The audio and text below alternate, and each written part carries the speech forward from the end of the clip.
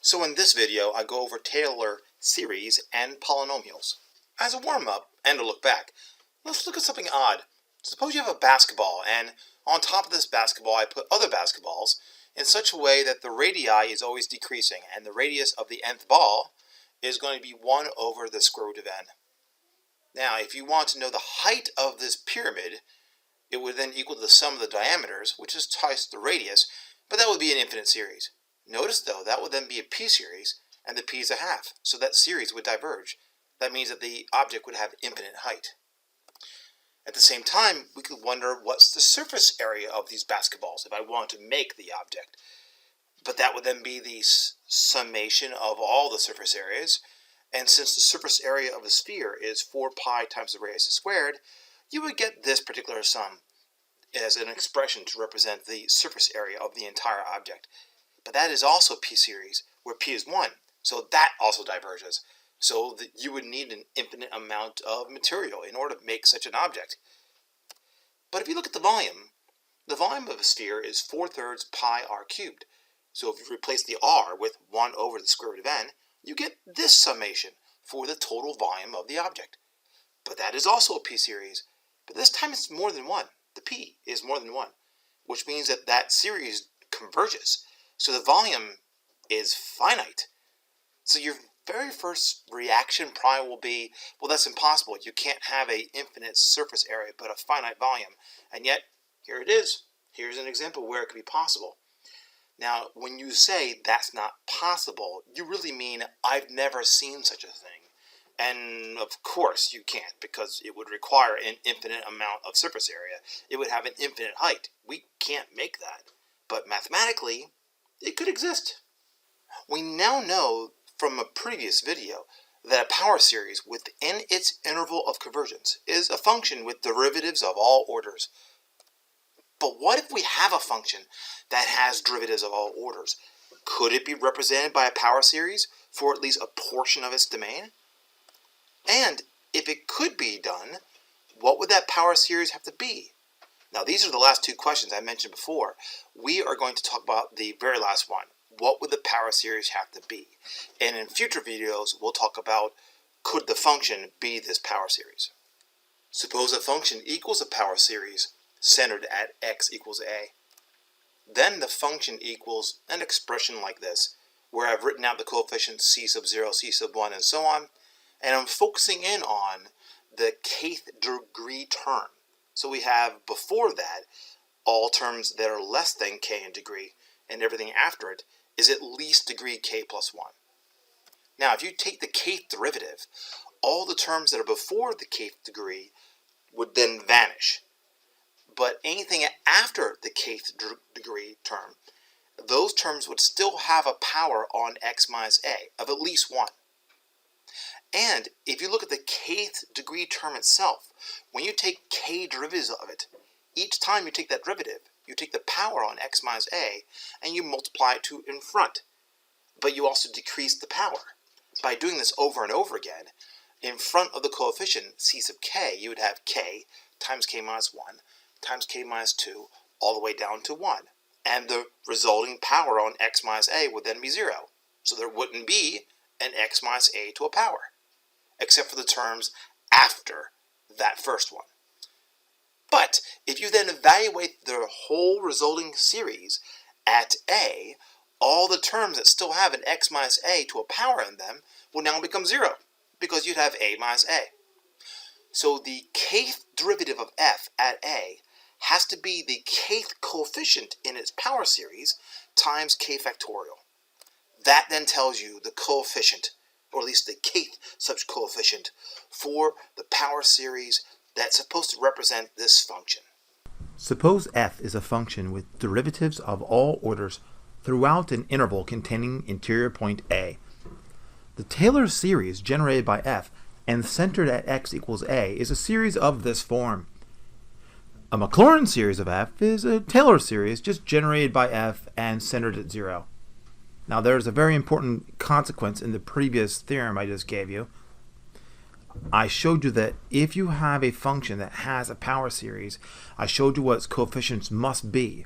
That means then that if a function has a power series expansion about a, there can be only one. The coefficients are uniquely defined. Now, if you recall, a power series converges if and only if the sequence of partial sums converges. So, in honor of Taylor's series, the partial sum is just a polynomial. We'll call those Taylor polynomials. So suppose f is a function with derivatives up to an order n throughout some interval containing the interior point a.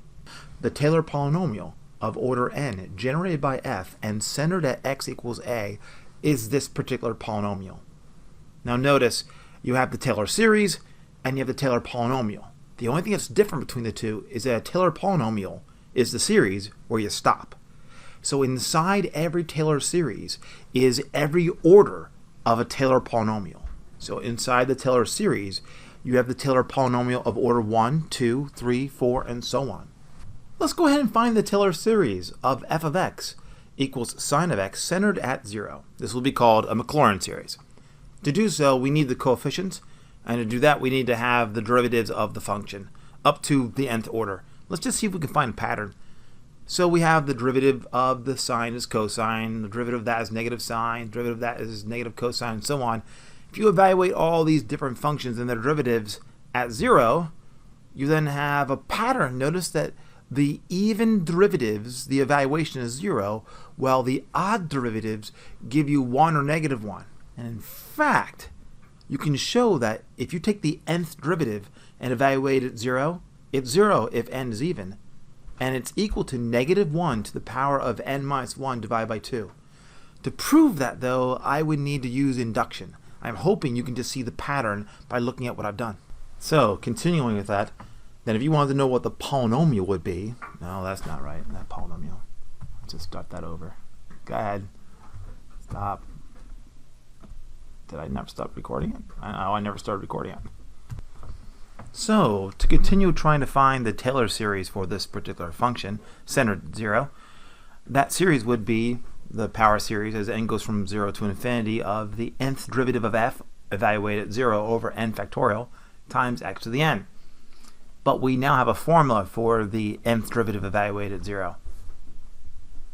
So think of it as if the series is focusing only on when n is odd, because if n is even, the nth derivative is 0, and we won't need to count that term because it'll be 0. But for the odd terms, the nth derivative of f evaluated at 0 is negative 1 to the n minus 1 divided by 2 power. So that's the changes I made from the previous step. But then, see, if n is 0, it doesn't actually matter, because if n is 0, it's not odd. So we'll start the sum at 1 instead. And then, because of the variable power on negative 1 is really not nice looking, I'll call that k. And I'll just change the index of summation to k instead. So then if k equals n minus 1 divided by 2, that would mean then n is equal to 2k plus 1. So I just replaced every n with 2k plus 1.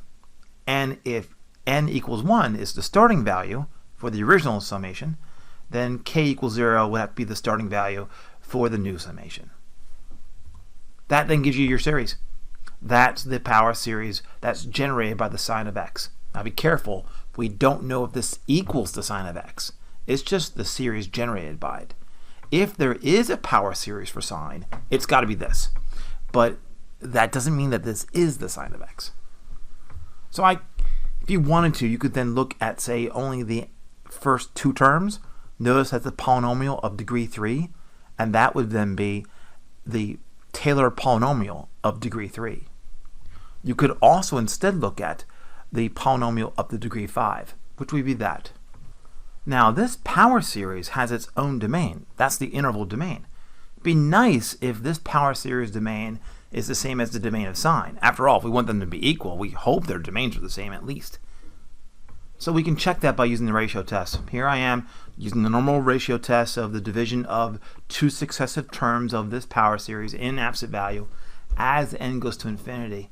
And I've simplified it so at the very end you wind up taking the limit of the absolute value of x squared over two terms that are increasing without bound. Since x is not a function of n, the x squared is just a constant, and that limit's just 0. You can then say, by the ratio test, that the series actually converges for all x to something. We don't know what that converges to. We just know it converges for some value. Now in the next lesson, I'll show that it actually does converge to the sine of x. But I'll give you a picture or graph to justify that it seems like this power series should be the sine of x as we look at the summation of all the terms. Let's find the Taylor series of the natural log of x plus 1 centered at 0. To do so, we need all the derivatives again up to the nth order. Now we're not going to do that. We're only going to go up to the 4th degree derivative and see if we can find a pattern. So I've included the natural log. I've included its first, its second, and its third derivatives. You can see the pattern I'm trying to establish for you. See how I'm writing it as -1 times -2 times -3. The next derivative, the 5th derivative, would have -1 times -2 times -3 times -4, where the power on x plus 1 would be to the -5th. So if you evaluate all of those functions at 0, f of 0 would just be 0. But the others, though, have a distinct different pattern, because if you evaluate x plus 1 with 0, you get 1. So all those would be 1 to a negative power, but that would still be 1. So then here I am rewriting the expressions in such a way that you can see it, so that you can see how the -1 is being raised to a power, and then that power is being multiplied by a factorial, the factorial being the number as the same as the power. And then if I evaluate all those at 0, I get this particular formula for the nth derivative at 0. And again, if I wanted to prove this, I'd have to do it by induction. I'm just hoping by looking at the pattern, you go, oh yeah, I believe it. So here is the nth order derivative of that function evaluated at 0. So if I wanted to know the power series for the natural log of x plus 1, centered at 0, I would use this formula. Now, if you notice when n is 0, the very first term in the numerator, you'd have the 0th derivative of the function. That's the function evaluated at 0. But we know that's 0. So there's no reason for the summation to start when n is 0, because that term's 0 anyway. Now, from here, though, once n is 1 or larger, we then have a different formula, and I'll just replace it. But then the n minus 1 factorial and the n factorial cancel, leaving only a n in the denominator, giving you this is the power series generated by the natural log of x plus 1 centered at 0. Now, you've seen that series before. This would then be the 4th degree Taylor polynomial. You can see it lies inside the general Taylor series. Let's try it one more time. I'd like to know what the Taylor series is for the function x plus 1 to the kth power, where the k could be any real number you like.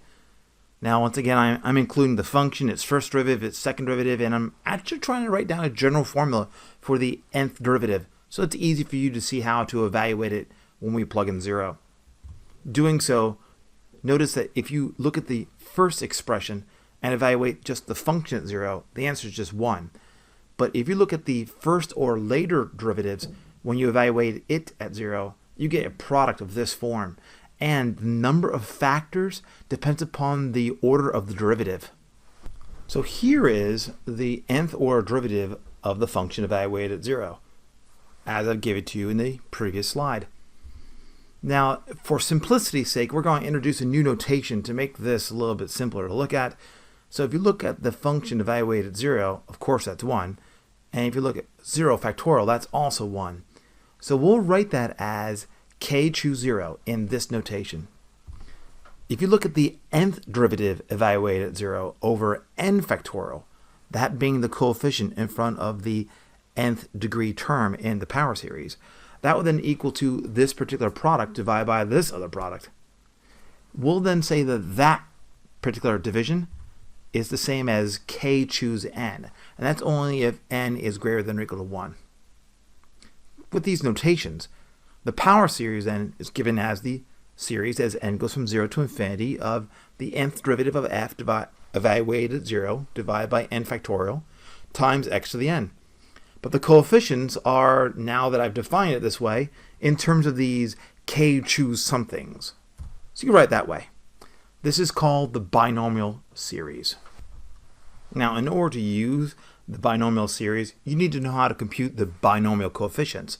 That was the k choose n part. So the binomial coefficient of k choose n is given by this particular fraction. But for simplicity's sake, if you ever see k choose 0, by definition that's 1, and k choose 1 by just the definition of the divisions, that would just give you k. That makes it a little faster to do at least those two.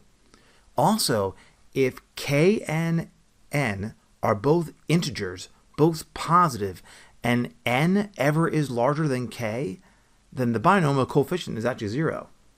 So, for example, if I wanted to compute, let's say, 1/2 choose 2, this would then be, in the denominator, I'd write 2 times 1, and the numerator, I'd start at 1/2, and I'd multiply by ever decreasing numbers, each time decreasing by 1, until the number of factors in the numerator is the same as the number of factors in the denominator. So then I have to take 1/2 times a negative 1/2. If you multiply that together, you get negative 1/8. If I said, hey, what would be 6 choose 3? Well, this would then be, I'd have in the denominator 3 times 2 times 1, and the numerator, I start with 6, and I just make each factor less by 1 until the number of factors in the numerator is equal to the number of factors in the denominator. So obviously 3 times 2 is 6, so those would cancel, giving you just 20. And that is an example of evaluating these.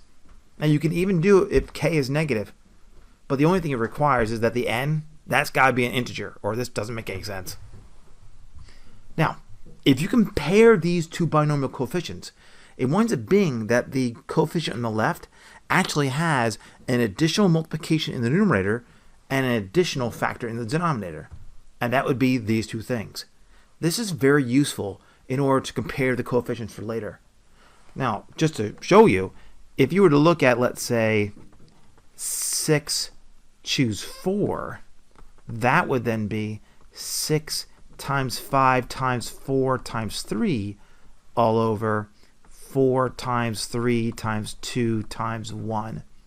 So this 3 times 2 and that 6 would cancel. This 4 and that 4 would cancel, leaving us with 15. Now to check the formula, you have 6 choose 4, you have 6 choose 3, and these would be equal, but only off by some constant multiplication. Now that constant in the denominator should be a 4, one more than this, and this constant should be the subtraction of these two. So if you take 6 choose 3, which was 20, and multiply by 3/4, you should get 15. And we do. So the formula looks correct. What's kind of interesting is that if the power on 1 plus x is a positive integer, then you don't actually get a series at all. You get a polynomial, which should be something that makes sense to you because 1 plus x to a positive integer, that's just a polynomial. So let's just check it out to see if you can see why. If you look at 1 plus x to the third power, this would then be the summation as n goes from 0 to 3 of 3 choose n times x to the n. So that would be 3 choose 0 plus 3 choose 1 times x plus 3 times 2 times x squared plus 3 choose 3 times x to the third. And then the next terms, though, would have 3 choose something, let's say 4, choose x to the fourth, and so on. But this term would be 0 because this is an integer larger than that integer. And I just mentioned that these coefficients are actually all going to be 0. So all the remaining terms just vanish. You just get that expression. If you just use the formulas, this would be 1 plus, that is 3. If you do this particular binomial coefficient, you'll get 3x squared. And if you do 3 choose 3, that'll be 1. And that is the expansion of 1 plus x to the third that you learned back in college algebra. This, in fact, is what we teachers use if we want to do powers quickly. We just use this particular result. So, if the power on 1 plus x is a positive integer, then the result I just gave you will generate a polynomial for you. So, of course, it exists for all x values. But if k is anything other than a positive integer, well, then you'll get a series. We need to know then, when does that series converge? We'll worry about what it converges to some other day. Now, by the ratio test, the limit of the absolute value of the ratio of successive terms is equal to this limit. Now, this partially explains then why I wanted to know the relationship between these two binomial coefficients. The binomial coefficient in the numerator I can replace with that expression, using what I just showed you on the last slide.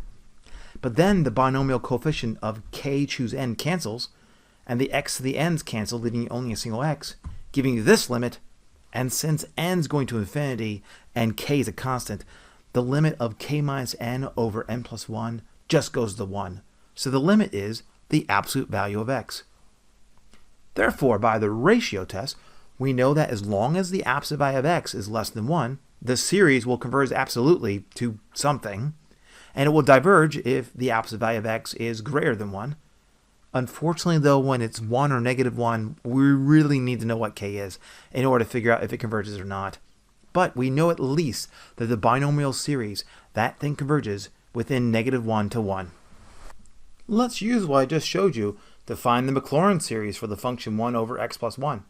I can do that because that's the same as writing 1 plus x to the negative 1. So the k in the form is just negative 1.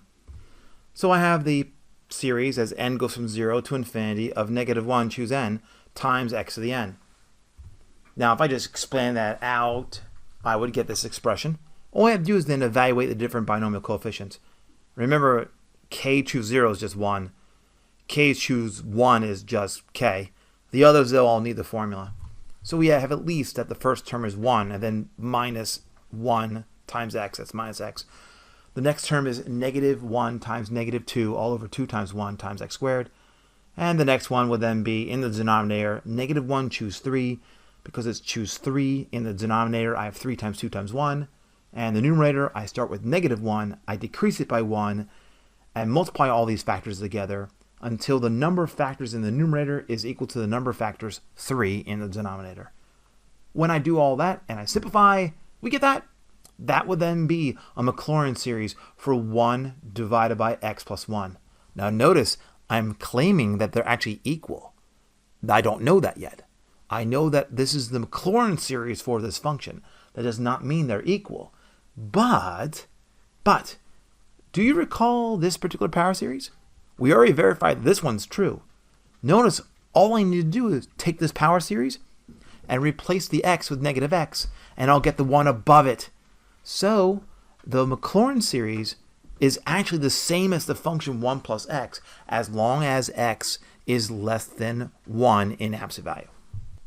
Now beware, this entire process assumes that a function f is differentiable of all orders in an open interval about a. And all it does is generate a new function called a power series that's centered about a. We don't know if the original function is the same as the power series. But that's the last question we must answer. It's also the next video. And that gives you a basic introduction to Taylor series, Taylor polynomials, and actually Maclaurin series also, since they're just Taylor series centered at 0.